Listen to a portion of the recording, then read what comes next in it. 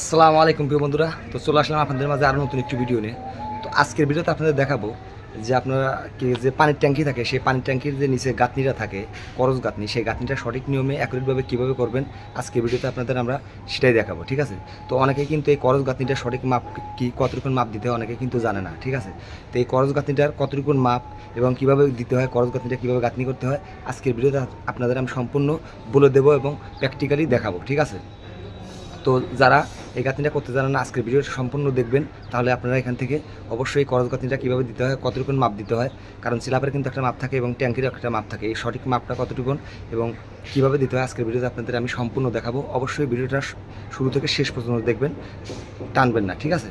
তো কথা না বেড়ে চলুন আমাদের ভিডিওটা আমরা শুরু করি। তো ভিডিওটা শুরু করার আগে আপনাদের কাছে একটা রিকোয়েস্ট, আমাদের চ্যানেলটিকে এখনও যারা সাবস্ক্রাইব করেন অবশ্যই আমাদের চ্যানেলটিকে সাবস্ক্রাইব করবেন এবং পাশে থাকা বেল আইকনটিকে বাজিয়ে দিবেন, যাতে করে আমাদের কাজের নিত্য নতুন ভিডিও আপনাদের কাছে পৌঁছায়। আর ইতিমধ্যে যারা আমাদের চ্যানেলটিকে সাবস্ক্রাইব করেছেন তাদেরকে অসংখ্য ধন্যবাদ। আর আমার চ্যানেল যারা নতুন অবশ্যই আমাদের চ্যানেলটিকে সাবস্ক্রাইব করে অবশ্যই একটা করে লাইক দিয়ে যাবেন আর ভিডিওটা সবার মাঝে শেয়ার করে দেবেন। তাহলে চলুন কথা না বাড়িয়ে আমাদের ভিডিওটা শুরু করি, যে এই পানির ট্যাঙ্কির করজ গাঁথনিটা কীভাবে করতে হয় এবং কতটুকু মাপ দিতে হয়, ঠিক আছে। তাহলে কথা না বাড়িয়ে চলুন আমাদের ভিডিওটা আমরা শুরু করি। তো বন্ধুরা, এই যে ফাঁকা জায়গাটা দেখতেছেন, এই জায়গার মধ্যে আমি এখন সেই করজ গাঁথনি ট্যাঙ্কির বা প্লাস গাঁথনি বলেন, সেটা আমি এখন এখানে কিন্তু করব, ঠিক আছে। তো সর্বপ্রথম এখানে আমি আগে একটা মাপ দিয়ে নেব, কারণ এইখান থেকে আমি 1 ফিট একটা মাপ দিয়ে নেবো, 1 ফিট বাদ দেবো ওয়াল থেকে, এই পাশের ওয়াল থেকে 1 ফিট বাদ দেবো এবং ওই পাশের ওয়াল থেকে 1 ফিট বাদ দেবো, কারণ যখন পাইপটা ফিটিং করবে বা ময়লা হবে এখানে পরিষ্কার করার একটা বিষয় আছে, এই জন্য আমি দুই পাশে 1 ফিট 1 ফিট করে বাদ দেবো, ঠিক আছে। তো এই 1 ফিট যে বাদ দিলাম, সেই 1 ফিটে যে দাগটা দিয়েছি সেই দাগের থেকে আমি এখন নেবো হচ্ছে আপনার 22 ইঞ্চি। এই দাগের থেকে এখানে নিতে হবে আপনার 22 ইঞ্চি, ঠিক আছে। 22 ইঞ্চি নিতে হবে এই পাশ থেকে, এবং ওই পাশে যে আমি 1 ফিটে দাগ দিছি সেই দাগের থেকে কিন্তু এখানে আপনার 22 ইঞ্চি নিতে হবে, মানে দুই দাগের 22 ইঞ্চি সেন্টার কিন্তু আমি এখানে একটা দাগ দিচ্ছি। তবে এই 22 ইঞ্চিতে এখন আমি একটা স্টিল টাকাটা মেনে নিচ্ছি, কারণ এখান থেকে আমি সুতা বসাবো এবং এখান থেকে আমি লিগেল আমার যে ট্যাঙ্কির গাঁথনিটা হবে সেই গাঁথনি এবং স্ল্যাব, সেই ট্যাঙ্কির গাঁথনির জন্য কিন্তু আমি এখন একটা মাধ্যমে এখন এখানে শলের সুতা হোক বা যে সুতাই হোক, আপনার এই যে টাকাটা গাড়বে আমি গাড়ছি এখানের মধ্যে কিন্তু আমি একটা সুতা দিয়ে দিচ্ছি, ঠিক আছে। কারণ এখানে আমি একটা রাউন্ড দাগ দেবো অ্যাকুরেট মাপ বের করার জন্য। তখন এই যে আমি সুতাটা দিলাম টাকাটার সাথে, সেই ওই টাকাটার ওখান থেকে এখন আমি এখান থেকে একটা 22 ইঞ্চি মাপ নেবো, এখানে একটা টাকাটা গাড়বো। কিন্তু যেহেতু এই 22 নিলে আপনার যখন রাউন্ড দাগটা দেবেন আপনার কিন্তু 22 × 44 ইঞ্চি হয়ে যাবে। তখন কথা হচ্ছে যে আপনার যে ট্যাঙ্কি থাকে সেই ট্যাঙ্কির কিন্তু বিভিন্ন মাপ থাকে, আপনার 500 লিটারের এক মাপ, আপনার 800 লিটারের এক মাপ, 1000 লিটারের এক মাপ, 1500 লিটারের এক মাপ এবং 2000 লিটারের কিন্তু এক মাপ, ঠিক আছে। তো এখানে যেহেতু আমরা 800 লিটার স্ল্যাব বসাবো, তো তার জন্য আমরা এখানে কিন্তু 22 ইঞ্চি নিয়ে নিচ্ছি, তাহলে এখানে দাগ দিলে কিন্তু আমার 44 ইঞ্চি হবে, ঠিক আছে। দাগটিটা কিন্তু আমরা 44 ইঞ্চি আউট 44 ইঞ্চি নেবো কিন্তু। তো এখানে আমি রাউন্ড যে দাগটা দিয়ে দিলাম, দাগটা কিন্তু আমার ক্লিয়ার, ঠিক আছে। এখানে একটু মাপ দিয়ে তারপর আমি চেক দেবো এখন সেন্টার টু সেন্টার। তো এখানে মাপ দিলাম, দেখুন অ্যাকুরেট কিন্তু আমার 44 ইঞ্চি হয়ে গেছে, যেহেতু আমি 22 ইঞ্চি সেন্টার করে নিয়েছিলাম, ঠিক আছে। তো যাক আমার অ্যাকুরেট মাপ পাওয়া ক্লিয়ার। তো বন্ধুরা, এখানে আমি যেহেতু জায়গাটা ভেজা পানি আসছে, তো আমি শুকনা সিমেন্ট দিয়ে দিচ্ছি একদম দাগে, যে দাগটা দিচ্ছি দাগের সেন্টার দিয়ে দেখুন যে প্লাস গাঁথনিটা হবে সেই প্লাসের মাপে কিন্তু আমি শুকনা সিমেন্টটা দিয়ে দিলাম, যেহেতু এখানে ভেজা আছে তো ওখানে গিলাটাকে আমি না দিই। তো এখানে আপনার অবশ্যই সিমেন্টের ভাগটা একটু বালুতে বেশি দিবেন। যাই হোক, আমি নিজে সিমেন্ট দিচ্ছি, সিমেন্টের উপরে কিন্তু আমি বালুটা বানছি, যেহেতু এখানে নরম আছে, তারপরে দেখবেন পানি হয়ে যাবে, যেহেতু পানি আছে এখানে। তো সেই ক্ষেত্রে তো একটা জিনিস অবশ্যই মনে রাখতে হবে যে আপনার এখানে যে স্ল্যাবটা আপনি দিবেন বা ট্যাঙ্কিটা বসাবে সেই ট্যাঙ্কির কিন্তু বিভিন্ন ট্যাঙ্কির বিভিন্ন মাপ আছে, আপনি লিটার বুঝে কিন্তু তার তলার মাপটা হয়। তো অবশ্যই যে ট্যাঙ্কিটা এখানে বসাবে সেই ট্যাঙ্কির অবশ্যই মাপটা নিয়ে তারপরে কিন্তু এই খরচ গাঁথনিটা দিতে হবে, ঠিক আছে। তো যাক, এখন আমি এখানে দেখুন যে গাঁথনিটা হবে সেই গাঁথনির মাপে কিন্তু আমি বালুটা ভাঙতেছি, প্লাস গাঁথনি, সেই প্লাস গাঁথনির মাপে কিন্তু আমি বালুটা এখানে ভেঙে দিচ্ছি, ঠিক আছে। তো আমি যে প্রসেসটা দেখাচ্ছি আপনাদের, এই প্রসেস অনুযায়ী কাজ করবেন, অবশ্যই আপনারা এইটা অ্যাকুরেট হবে কিন্তু, এবং এইটাই কিন্তু আপনার ট্যাঙ্কি বসানোর সঠিক নিয়ম। এই সঠিক ট্যাঙ্কি বসানোর যে গাঁথনিটা থাকে এটাই কিন্তু সঠিক নিয়ম, ঠিক আছে, আপনার প্লাস গাঁথনি। তো এই নিয়মে আপনারা অবশ্যই প্লাস গাঁথনিটা মাপটা নেবেন এবং এই সিস্টেমে আপনারা দাগ দিয়ে টাকাটা গেলে সেন্টার করে নেবেন, তাহলে দেখবেন আপনারা অ্যাকুরেট একটা মাপ পাবেন। ঠিক আছে, তো আন্দাজে যখন আপনারা এই প্লাসটা দিতে যাবেন তখন কিন্তু অ্যাকুরেট মাপ পাবেন না। দেখা যায় যে স্ল্যাবটা যখন আপনার উপরে স্ল্যাব বসাতে যাবেন তখন কিন্তু আপনারা ঝামেলায় পড়বেন, এক সাইড বেশি হবে, এক সাইড কম হয়ে যাবে। ঠিক আছে, এবং আপনার শক্তিটা কিন্তু কম পাবে। তো যাই হোক, এই যে আমি ইটটা বানাচ্ছি এই ইটটাকে কিন্তু এখন অ্যাকুরেট একটা মাপ দিতে হবে। সেই মাপটা কীভাবে দিবেন আমি আপনাদের সেটা এখন দেখাচ্ছি। ইটটা আগে বসায় নেই। তো অবশ্যই একটা জিনিস মনে রাখতে হবে, আপনারা ইটটা যখন বসাবেন সেই ইটটা কিন্তু অ্যাকুরেটভাবে আপনার সেন্টার টু সেন্টার বসাবেন এবং একটা জয়েন্টের যেন একটা না পড়ে সেই জিনিসটা অবশ্যই খেয়াল রাখতে হবে। ঠিক আছে, অবশ্যই এই জিনিসটা মনে রাখবেন। তো এখন দেখুন আমি যে 44 ইঞ্চি দাগটা নিয়েছিলাম সেন্টার করে 22 ইঞ্চি, এখন এ পাশে কিন্তু আমি 44 নিচ্ছি এবং এই পাশটাও আমি 44 ইঞ্চি মাপ দিলাম। ঠিক আছে, 44 ইঞ্চি মাপটা আপনারা সঠিক দিয়ে দেবেন ইটটা বসানোর পরে, তাহলে আপনারা অ্যাকুরেট একটা মাপ পাবেন। তো এরপরে আর একটা মাপ আছে, এই যে গ্যাপগুলো দেখতেছেন চারটা, এই গ্যাপগুলো কিন্তু অবশ্যই মাপ দিয়ে নিতে হবে। ঠিক আছে,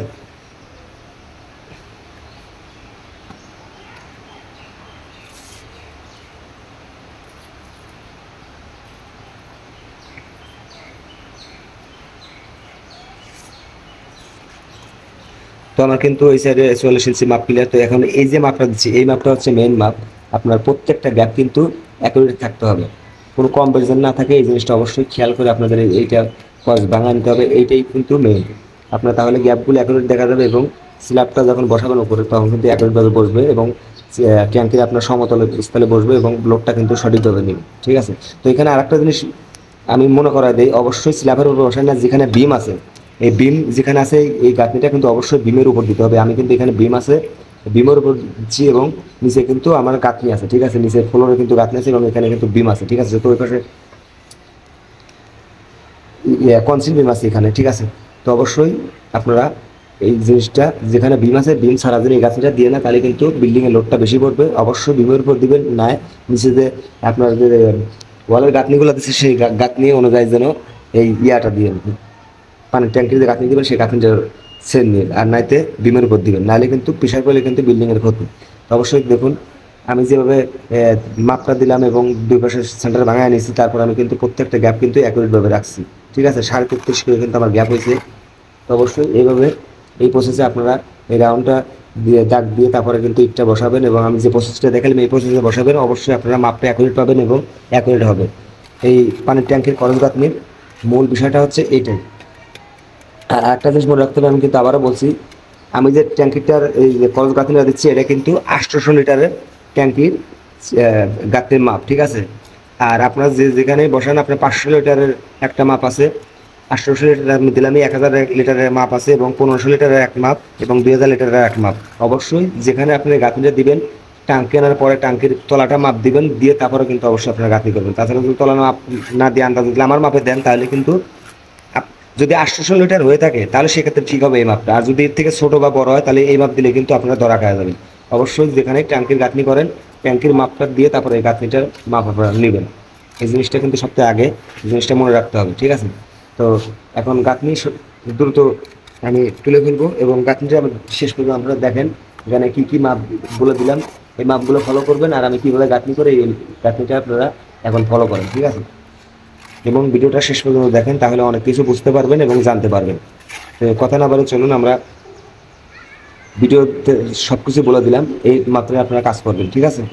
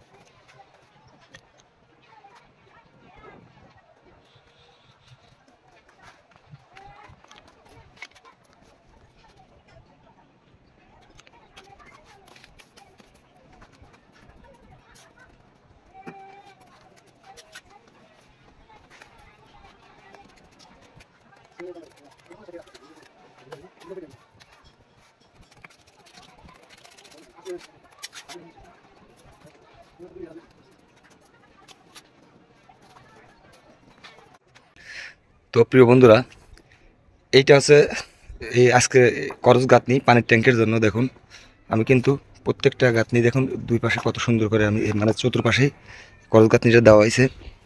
তো এই করজ গাঁথনিটার নিয়ম হচ্ছে আমি যেভাবে আপনাদের বলছি এবং যেভাবে দেখাইছি আপনারা এই করজ গাঁথনিটা এইভাবে দিবেন, ঠিক আছে? এটা কিন্তু সঠিক নিয়ম। প্রত্যেকটা মাপ কিন্তু গ্যাপের মাপ কিন্তু আমি অ্যাকুরেটভাবে রাখছি, ঠিক আছে?